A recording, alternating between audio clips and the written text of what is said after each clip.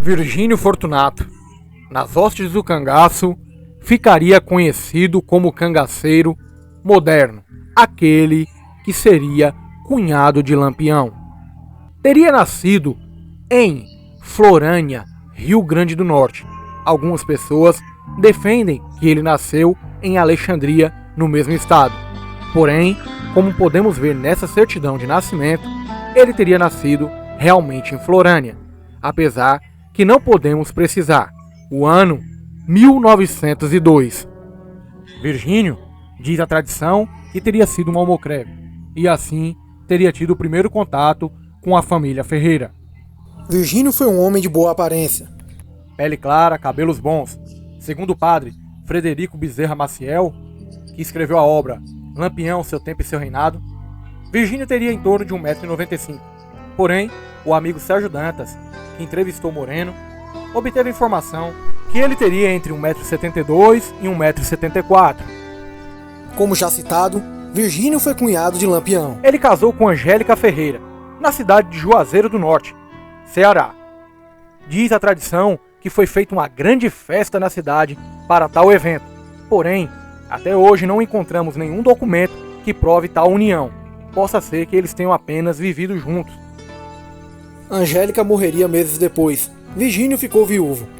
Virgínio teria entrado para o cangaço junto com Ezequiel Ferreira, que viria a ser o ponto fino, pois a família de Lampião estaria sendo perseguida pela polícia. Atuou sob o comando de seu cunhado Lampião. Rapidamente se destacou. Ganhou o vulgo de moderno. Foi um dos 5 cangaceiros que atravessaram o São Francisco com Lampião. Rapidamente recebeu um subgrupo. Foi também companheiro da bela Durvalina, a Durvinha, que foi sua companheira até o dia de sua morte. Mas essa história ficará para um outro vídeo. Hoje focarei nas ações terríveis praticadas por Virgínio e seu bando no estado da Paraíba.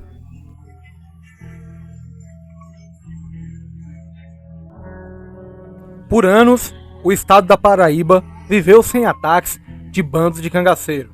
Porém, o ciclo de paz se interromperia em maio de 1936.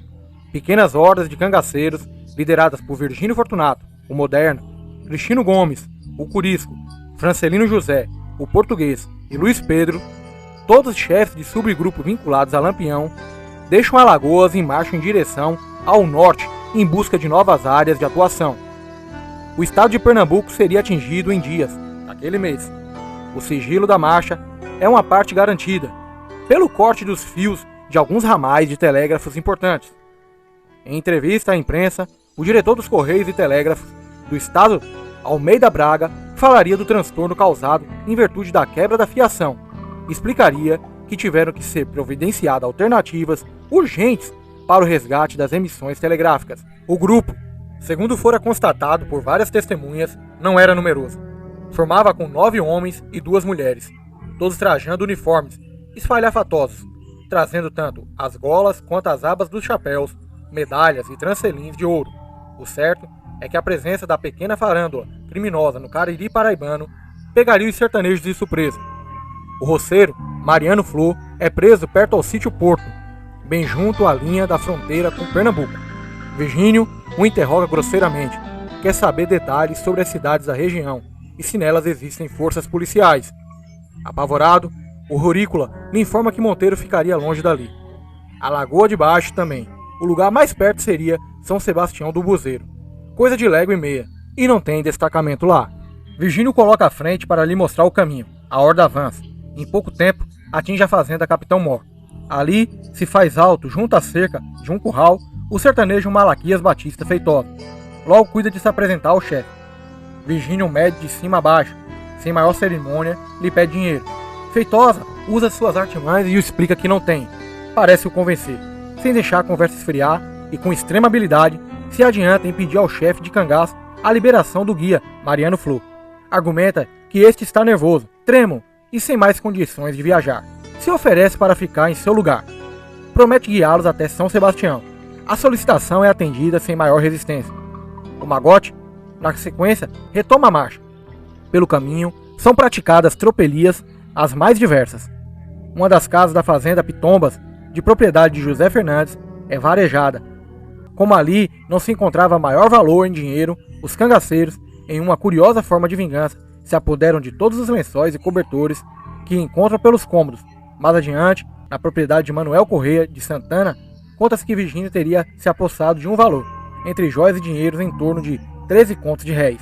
Ao tempo em que os celerados pilham as casas da fazenda Pitombas, Manuel Flor, o guia liberado por Virgínio, um pouco antes, em Capitão Mó, manda o roceiro Vicente Bernabé correr até a vila de São Sebastião do Buzeiro, para apregoar a desgraça. Bernabé, num átimo, sela um cavalo e parte em disparada, toma um atalho e adianta-se aos celerados. Em pouco chega ao lugarejo, ofegante, alerta o povo sobre o ataque iminente. Alguém sugere defender o povoado. Erigir uma defesa armada, um inventário de material bélico disponível seria rapidamente feito. Nada mais que 3 rifles, alguma arma curta e pouquíssima munição. A temerária ideia é posta de lado. Àquela altura não haveria muito a fazer. Apenas fugir. Famílias inteiras abandonam casas e haveres. Correm para a Caatinga. Alguns dos poucos habitantes que insistem em ficar no arruado se refugiam dentro da igreja. Ali perto, já nos arredores de São Sebastião, Virgínio aprende Ananias Celestino Pereira. Mais uma vez pergunta se existe polícia no lugarejo ou se há resistência no local. Ele diz que eles podem entrar sem nenhum temor. São Sebastião é conquistada sem qualquer entrada. Os cangaceiros rapidamente se espalham pelas ruas que formam o quadro central da vila. Uma das poucas lojas existentes é invadida e saqueada. Dos frascos de perfume dispostos nas prateleiras, não sobraria um. Após derramarem as melhores essências sobre as próprias roupas, atiram fora as de qualidade inferior. Depois, por pura pirraça, se divertem desenrolando peças de tecido pela rua. Riem a não mais querer. Antes de deixar a povoação, Virgínio, àquela altura já bem informado sobre os remediados da área, pergunta pelo paradeiro de Pedro Alcântara Filho, fiscal de rendas da localidade. Um popular se apressa em informar que não estaria ali. Assim que soubera da aproximação do bando, se evadira com a família em busca da fazenda Balança. E concluiu, levou o dinheiro do posto todinho com ele. O cangaceiro fica furioso, toma aquela atitude como uma afronta. Um assinte, julgava de certo que o dinheiro da repartição lhe pertenceria por direito. Assim, sem mais perda de tempo, sai à caça do guarda fiscal. Alcântara, que àquela hora ainda não estaria tão longe, deixaria a família escondida em um coqueiral nos arredores da vila e seguiria, em companhia do seu compadre Sebastião Borba, o Sebas, à procura de alguém que fosse avisar os fazendeiros de José Cobra e Sátiro Feitosa que o bando de cangaceiros marchava em direção às suas propriedades. Não demora ao encontrar. Na fazenda Balança, alguém se compromete a fazer o recado chegar rapidamente aos destinatários.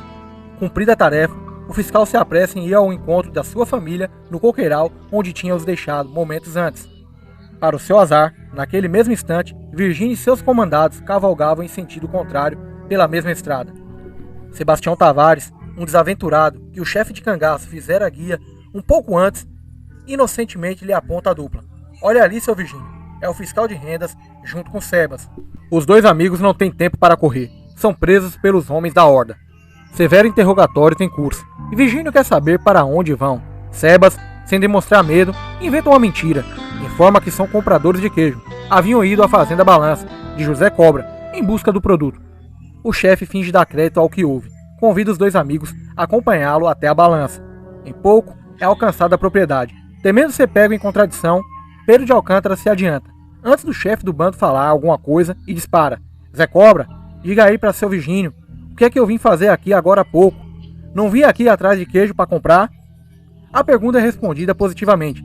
Virgínio, sem dizer uma palavra, desmonta do animal, pega o sitiante pela gola da camisa e o esmurra violentamente. Em seguida, manda um dos seus cabras açoitá-lo a chicote. Ali bem perto, o fiscal Pedro Alcântara assiste, sob a mira da pistola, a surra que se aplica a José Cobra. Está apavorado, sabe que não sairá vivo daquela enrascada. Um grito do chefe do bando sela a sua sorte. O próximo é você, cabra! Virgínio vê em sua direção, no rosto, um ricto de sadismo. Sem alterar a fisionomia, saca a pistola e efetua um disparo. Alcântara é atingido na cabeça e falece em pouco. O cadáver é sangrado. Sebas, acocorado ali bem perto, junto à porta da casa, tem certeza que também terá seu fim. Em um ato de loucura, levanta-se ligeiro e dispara em direção ao mato. Virgínio, incontinente, o detém com um tiro certeiro, um pouco acima dos rins. Termina de matá-lo a golpes de punhal.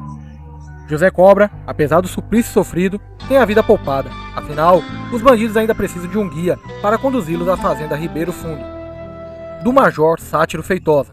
De acordo com o que apuraram por ali, Feitosa seria o fazendeiro mais abastado da área. Na chegada ao local, Virgínio se descontrola ao ser informado que o proprietário, minutos antes, conseguira escapar. Furioso, passa a falar vários palavrões de toda espécie aos sitiantes e às pessoas de sua família. Um negro antigo cozinheiro da casa sai em defesa dos patrões. Aos berros, protesta contra os insultos.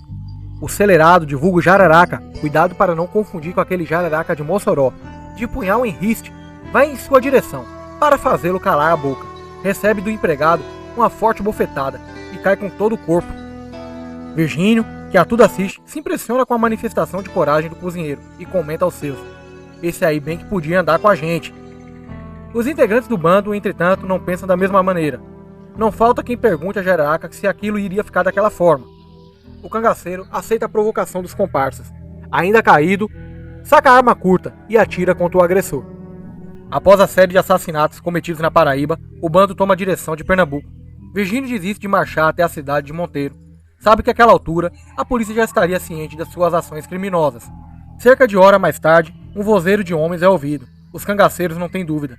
É os macacos, e estariam bem perto dali. Força Volante Conjunta, comandada pelo Tenente Marques, da Polícia Paraibana, e pelo pernambucano Manuel Neto, se aproximava de Malta por um estreito caminho de boi. Em uma curva, é pega de surpresa. Ocorre breve tiroteio, sem anotações de baixas para nenhum dos lados. Fim do confronto, os militares conferem as cascas de balas usadas pelos cangaceiros, cartuchos para fuzil Mauser com fabricação 1935. Prova irrecusável sentenciaria a imprensa de que os cangaceiros de Lampião seriam protegidos por gente importante. Gazeta de Notícias, Diário Carioca, maio de 1936, publicou. As barbáries cometidas por Virgínio e seu bando continuam. No sítio Angico, um agricultor é feito refém. Seu filho, corajosamente, pede para ficar no lugar do pai, até que seus familiares levantem o valor exigido pelos cangaceiros. Dois cangaceiros atrasaram a marcha, tentando violentar uma moça. Uma senhora tenta impedir, é morta pelos cangaceiros. A moça resiste bastante, luta muito contra os cangaceiros, mas tem o mesmo fim da senhora. No sítio Fundão, já em Pernambuco, são mortos Melquides Ventura e um trabalhador braçal conhecido por Benedito. Os acontecimentos havidos na área ganham publicidade. As façanhas de Virgínio se transformam em notícia corrente nos jornais de João Pessoa e de Recife, na última semana daquele mês. As ações do chefe de cangaço e sua grei foram bastante violentas nessa curta estadia em território paraibano. Reforços são chamados e a intensificação de perseguição aos cangaceiros continua. Entre eles surge Clementino Quelé, experiente combatente ao banditismo. As buscas na região continuam, porém, os cangaceiros por lá não mais estavam. E assim se deu a terrível e violenta passagem de Virgínio Fortunato pelo estado paraibano.